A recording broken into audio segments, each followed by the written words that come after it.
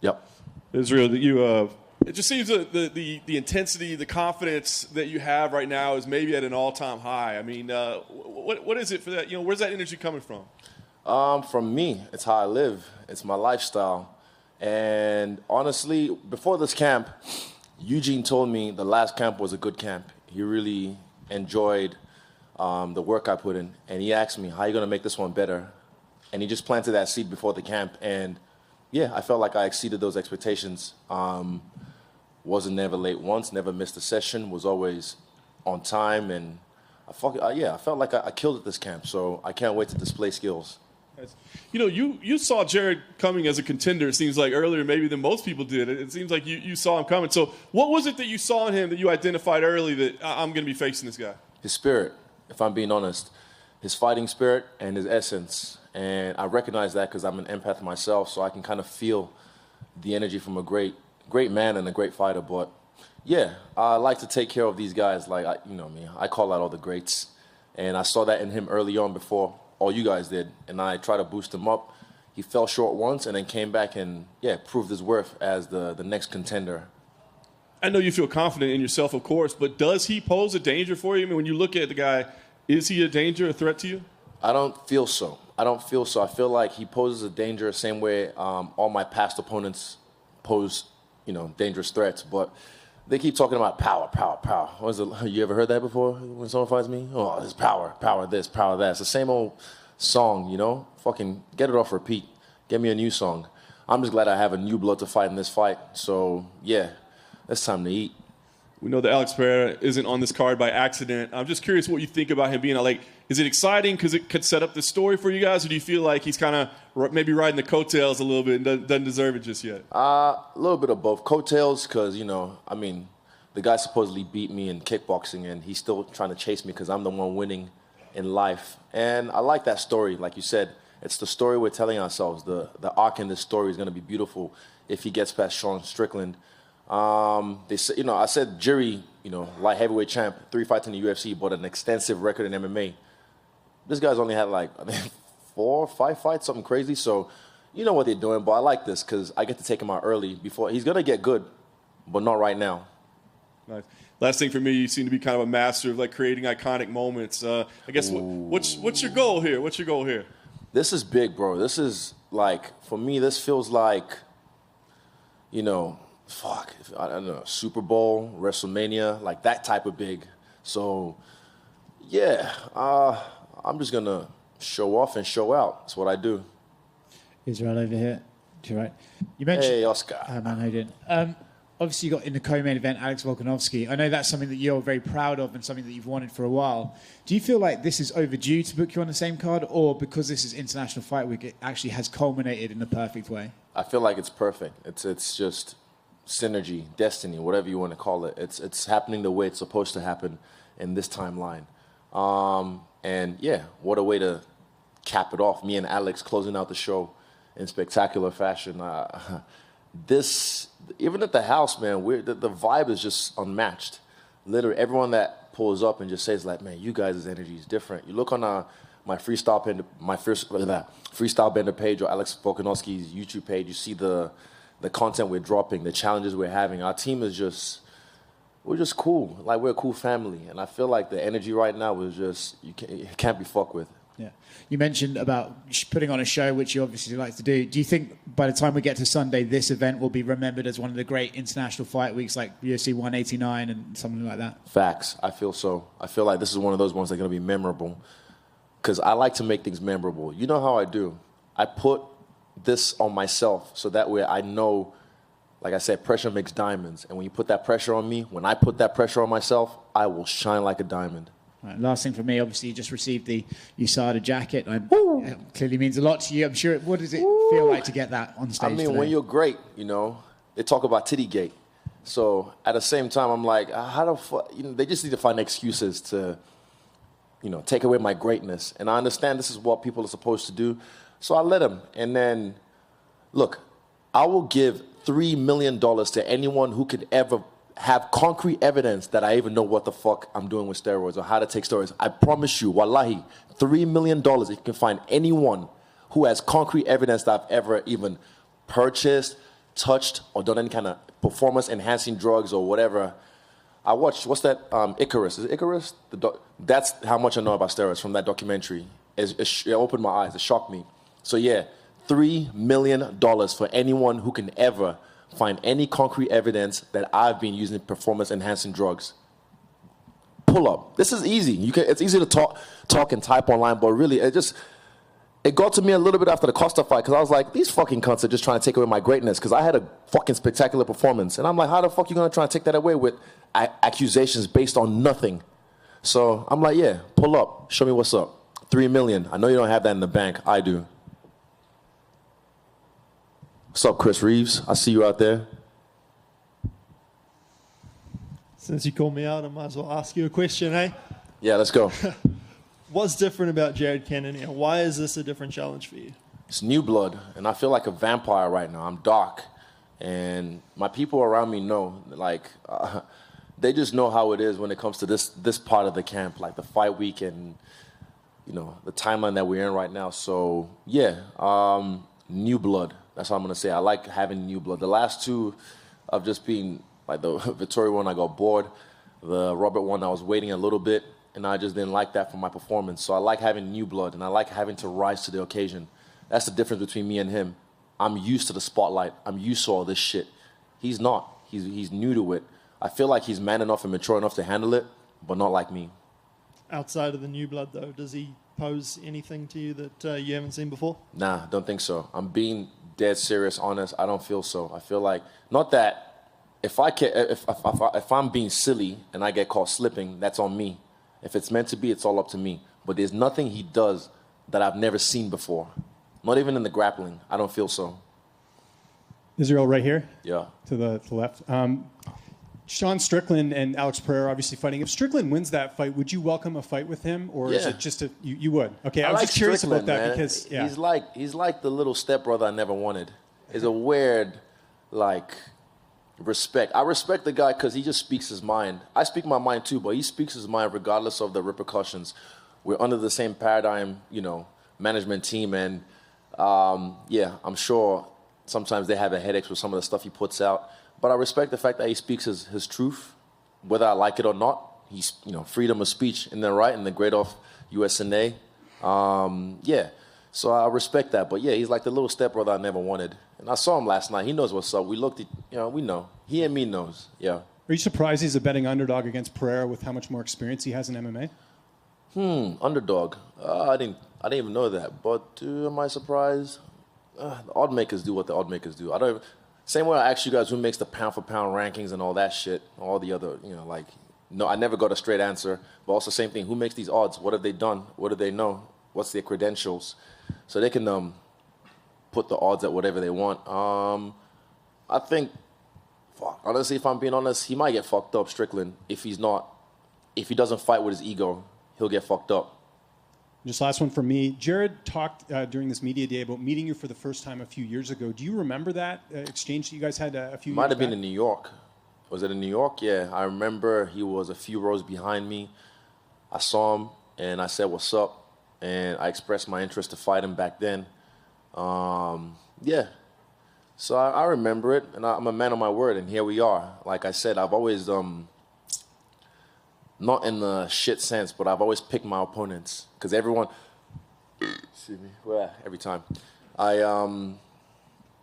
People pick and choose their opponents on the way up to the UFC because they want to pad their records. When I'm in the UFC, I pick and choose my opponents because I want to pad my records with legit contenders. So I picked and choose them from a while back, and I'm glad he didn't fumble this time, and he made it to the dance. So yeah, here we are, and let's go. Hi, is he over here to your left? He's been waiting. Hold up. You go. You mentioned new blood, and I actually saw Luke Rockhold the other day in California. He said he thinks he's the only one who can beat you at this weight. If he can beat Paulo Costa, is that a fight that could potentially intrigue you? Costa, depends how he beats him. But yeah, he's getting on. So I'd like to get that under my belt as well. But that's... who's he fought? When is the last time he fought? He can't just fight Against Costa. Jan. Oh, nah, you got to do some more. Show me something. Like I said, depends on how he beats Costa. You know, everyone wants this. It's not even mine. I don't know. They got it from the fucking thing. I don't know where mine is right now. I literally don't know. Like I said, I don't care. But this thing gets a lot of attention. And it looks good on my black skin, so that's why I like to wear it. And it brings in more money, more checks, all that. But, I just want to kill all these guys, all these names. And, yeah, Rockhold is definitely one of those names that can be on that list. Are you glad to see that all these guys are booked right now? We have some massive middleweight fights coming up, obviously Saturday, and then the weeks beyond that, too. I haven't checked. I don't really follow it that well. You see and you forget because there's so many fights. So, I mean, we're blessed to be part of the UFC, to be with this organization, because spoiled with fights. Might have a month break or maybe a week break, and then fights. So we're spoiled. It's hard to keep up with what fights are coming up. But yeah, it's just nice to be up here, chilling in the air. When you're getting introduced now, they say, undefeated at middleweight. I don't like it. I feel like it's stupid. Yeah, I had a loss to Jan, big whoop. This isn't boxing where it's like, there was one before the Haney Kambosos fight. Someone said, if this could be a turning point for their career. If they lose, that's it. So they write them off like it's nothing. Bro, Canelo just lost twice. He's still a fucking big superstar. Connor's lost a few times. He's still a fucking big superstar. That's why I said losses don't mean shit. If you use them wise, you learn from them. So yeah, I don't like when they start saying undefeated at middleweight. I don't know why they made that such a thing. It's cool. I don't mind it, but I just don't. I don't need it. Is that what's going into you talking this week about, I want to do something spectacular. The belt doesn't mean as much. I'm bigger than the belt almost. Do you feel like you are at this point bigger than a UFC title? I am. Before I came in the UFC, you can go back on the interviews. You guys were there filming me, and I'm saying, I'm the fucking champ. I'm going to show you guys. That was me. So that hasn't changed. This just looks nice on me. That's all I said. But yeah, bigger than the belt. I don't need the belt. Put it that way. Like, I'm the guy. I'm the guy right now that everyone wants to fight. So I've got the target on my back. And for some of these guys, I'm even bigger than a title fight. And last question for me. Last time you were on the stage for one of the pre-fight media days, you were talking a lot about your new contract and how significant that was and how you felt like it was kind of going to be a page turner for the sport as a whole and you helping younger fighters. Can you just elaborate on what that means, and do you feel like you've made any progress in doing that in the months since? It takes time, with Francis. And also, you have to look at it this way. Fighters are like strippers. We're independent contractors. So everyone's out for themselves. But then there comes the point we need to come together as fighters in the UFC and also make an agreement like, what can we do to help the baseline for the younger guys or the guys who just got into the UFC? So, because I feel like, honestly, this is a prestigious position to be a UFC fighter. It can't just be like, I don't know if this is, I don't live in America, like if it's the same with the NBA or NFL, like the drafts, it's a big deal, right? I feel like that's how the UFC is. You make it to the UFC, it's a fucking big deal. So we need to get paid like it's a fucking big deal. I'm getting paid. A few of us are getting paid. But I'm talking about the guys who just get into the UFC. I think Patty just got his contract boosted up, but he's a superstar in his own right. He made his way. And also these guys, you can't just expect to get paid and not do anything. You need to show off. And I don't mean show off as in like what you guys think show off is. I mean show off your essence. Show off who you are. Set yourself apart from the rest. That's how you make the money. But like I said as well, it takes time. It takes time. Rome wasn't built in a day, so we're still working. Hi, Izzy, over here to your left. Thank you. Talking to Submission Radio, Jared Cannonier compared you to Doctor Strange because you control time and space. Based on his skills, like what comic book character would you compare Jared to? Ooh, I like that, Doctor Strange. I just saw the movie as well not long ago. Doctor Strange, that's a good one. Jared, I was literally first thing that came to my head, Beast from X-Men. That's the first thing that came to my head, Beast from X-Men. Yeah. Just over here, same place. Hands up, please. I like to look to at your people. Left, there we go. I asked Alex Pereira, how he thought a fight with you would go. Obviously, your past two fights were in kickboxing. This is MMA. He said, imagine what I could do with 4-ounce gloves. What's your response to that? Imagine what I can do with 4-ounce gloves. I did the same thing to him in the second fight. I I don't know if you guys have listened to who's actually seen the whole fight? Hands up. That's 1, 2, 3 people, 4, 5 in a room full of how many? Exactly. You're journalists. Do your fucking job. I fucked this guy up in the first fight. Not crazy, but the judges gave it to him. Second fight, I had him on skates, and I made a judgment call, an error in my part. And it was a beautiful story for him because in his backyard, down 2 rounds, on the 3rd round, he comes and knocks me out. That's a beautiful story for him. Go back to UFC 92, Vanilla Silva versus Rampage Jackson. That's a clear example of how I see this going the 3rd time. He who laughs last, laughs best. And I'm going to have the last laugh.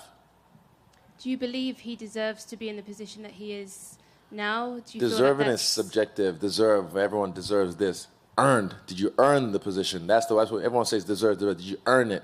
People say, I don't deserve this shit. They say, oh, he doesn't deserve this. He doesn't deserve to have all these money, all this accolades and whatnot. I'm like, fuck you, I earned this shit. I don't think he's earned it, to be honest. I like it, though. I like the tailor-made matchups because it makes a bigger story. And guess what? A bigger paycheck for myself when we fight. So, yeah. Deserve? Nah. I don't know. Earned? Definitely not. But he's here, and I like it, and I want it. And in terms of, big fights for you, you obviously went up to... Don't talk about 205. I've already said, yeah. You guys do your job. I've said this all week. I'm focused on 185, running my division right now. That's all I'm focused on. Okay, thank you. No worries. Israel, back here. Hands up, please. Thank you. When you're out there and you're putting on performances, let's be honest, you've had a very strong schedule of opponents. When you're out there and you go back to the gym, you talk with Eugene, what kind of things are you critical about when you watch your fights back? My last one, like I said, I waited a bit. I waited a bit, and that's me being honest. Because the first round, I fucked him up. I was in the zone. And then second round, I still did work, but then from the end of the second round, 3rd round, I kind of I was waiting for the same mistake a little bit, but I created that mistake, so I should have created it again. And that's me being honest with myself in my assessment. And me and Eugene have our talks about it as well. We know what to do. But, yeah, the guy thought he won the fight based on me coasting. Are you kidding? So it just shows where I'm at. One leg kick and, oh, my God, he lost that round, Maybe he might have pushed me down. Oh, my God, Rob did something. It's bigger than it is. I'm where Silva was at a few years ago when he was at the top of his game. There was a few fights, like UFC 97. I think after UFC 97, that was Talis Laters. People was talking shit. And then he was like, oh, really? Bet. And then, like I said, UFC 101, did some work. I did the same thing after UFC 246. People were talking shit. I was like, oh, really? Bet. UFC 253. I fucked them up. Again, after this last fight, just because it didn't end the way the first fight did, people, oh, this and that, rah. And I take on some of that just because I like to see what the streets are saying. But the streets don't know how to fight. The streets don't know shit about MMA. My team does. So I listen to my team, and like I said, the criticism I got from them and me being self-critical of my performance, I know what I have to do in this fight. That's why I said, fuck wins, fuck losses, fuck the belt. I'm here to have fun. My final question. What are you most proud of in your skills in terms of your growth as a martial artist? Because you obviously came in with a lot of talent from kickboxing, but you've gotten even better. What are you most proud of when you think about the work you've put in and what you're now able to accomplish inside the cage? My grappling. That's the thing I'm the most proud of. The fact that I'm a great grappler in this game, and people can't even see that. So, yeah, I'm really proud of that. And also, my breath work. I've been working with Dave Wood for a while now, and I'm really impressed with the way I can control my mind with my breath. It's crazy. Once you take the red pill on breathing, you can't go back. It's almost impossible to go back because you know, what is it? Know the way and you see it in all things. So yeah, I see everything. Any more? Cool. Thank you. And I mean that. $3 million. $3 fucking million. Let's go.